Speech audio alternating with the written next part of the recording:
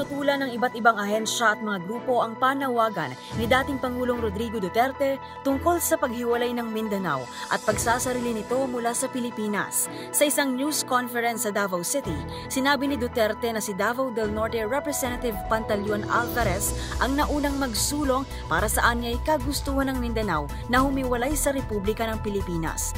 Giit pa ng dating Pangulo, hindi raw ito rebelyon. Matatandaang makailang ulit na pinuna ni Duterte ang People's Initiative o ang pangongolekta ng mga pirma para sa charter change.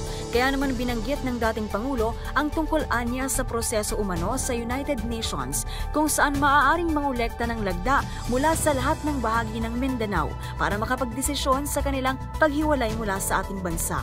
Pero ang national security officials, mga kalihim ng iba pang ahensya, hindi sang-ayon sa kagustuhan ng dating Pangulo. Ayon kay Department of National Defense Secretary Gilbert Hidoro Jr., ang mandato ng kagawaran ay protektahan ang soberanya ng Pilipinas at integridad ng teritoryo nito kagaya ng nakasaad sa konstitusyon.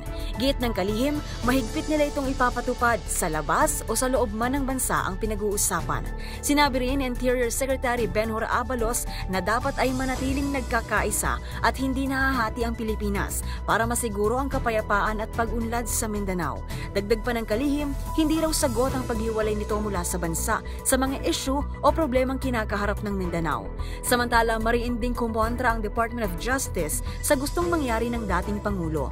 Giit ni DOJ Secretary Boying Rimulya, tutol ito sa anumang tangka sa pagsira ng territorial integrity ng bansa.